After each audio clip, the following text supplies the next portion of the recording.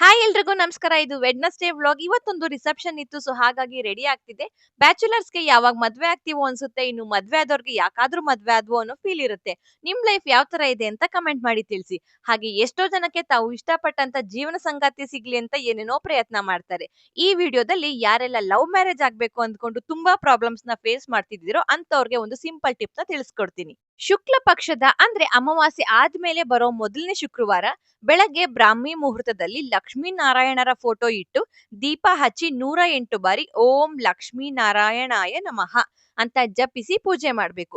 ಈ ರೀತಿ 5 ಶುಕ್ಲ ಪಕ್ಷದ ಮೊದಲ ಶುಕ್ರವಾರ ಮಾಡಿದ್ರೆ ನೀವು ಇಷ್ಟಪಟ್ಟಂತ ಜೀವನ ಸಂಗಾತಿ ನಿಮಗೆ ಸಿಗ್ತಾರೆ. ಹಾಗೆ ನಾವು ರೆಡಿಯಾಗಿ ಚೌಟ್ರಿ ಸೇರೋಷ್ಟ್ರಲ್ಲಿ ತುಂಬಾ ಲೇಟ್ ಆಗೋಯ್ತು ಅನ್ಕೊಂಡ್ವಿ. ಬಟ್ ನವ ಜೋಡಿಗಳು ಇನ್ನು ಫೋಟೋ ಶೂಟ್ ನಲ್ಲೇ ಬಿಸಿ ಇದ್ರು. ಸೊ ಹಾಗಾಗಿ ಹಳೆ ಜೋಡಿಗಳು ಯಾಕೆ ಟೈಮ್ ವೇಸ್ಟ್ ಮಾಡೋದು ಅಂತ ಊಟಕ್ಕೆ ಹೋದ್ವಿ. ಊಟ ಅಂತೂ ತುಂಬಾ ಸಖತ್ತಾಗಿತ್ತು. ಡೈಲಿ ನಾನ್ ಮಾಡಿರೋ ಅಡ್ಗೆನೆ ತಿಂದು ತಿಂದು ಬೇಜಾರಾಗಿರುತ್ತೆ. ಅದಕ್ಕೆ ನಾನು ಯಾವ್ದಾದ್ರು ಫಂಕ್ಷನ್ ಹೋದ್ರೆ ಚೆನ್ನಾಗಿ ಊಟ ಮಾಡ್ಕೊಂಡ್ ಬರ್ತೀನಿ. ಫೈನಲಿ ಊಟ ಮುಗಿಸಿ ಹುಡ್ಗ ಹುಡ್ಗಿಗೂ ಗಿಫ್ಟ್ ಕೊಟ್ಟು ವಿಶ್ ಮಾಡಿ ಮನೆಗೆ ಹೊಟ್ವಿ. ನನ್ ಪ್ರಕಾರ ಯಾವ್ದಾದ್ರು ಐಡಲ್ಸ್, ಫೋಟೋ ಫ್ರೇಮ್ ಅಥವಾ ಬೇರೆ ಏನಾದ್ರು ಗಿಫ್ಟ್ ಕೊಡೋದ್ಕಿಂತ ಕ್ಯಾಶ್ ನ ಗಿಫ್ಟ್ ಆಗಿ ಕೊಟ್ರೆ ಒಳ್ಳೇದು. ಯಾಕಂದ್ರೆ ಎಷ್ಟೋ ಜನ ಕಷ್ಟದಲ್ಲಿ ಮದ್ವೆ ಮಾಡ್ತಿರ್ತಾರೆ, ಸ್ವಲ್ಪನಾದ್ರೂ ಅವ್ರಿಗೆ ಹೆಲ್ಪ್ ಆಗುತ್ತೆ. ಇದು ಸರಿನಾ ತಪ್ಪಾ ಅಂತ ಕಮೆಂಟ್ ಅಲ್ಲಿ ತಿಳಿಸಿ. ಹಾಗೆ ನೀವು ಯಾವ ತರ ಗಿಫ್ಟ್ ಮಾಡ್ತೀರಾ ಅಂತ ಕೂಡ ಕಮೆಂಟ್ ಮಾಡಿ. ಎಲ್ರಿಗೂ ಒಳ್ಳೇದಾಗ್ಲಿ. ನಮಸ್ಕಾರ.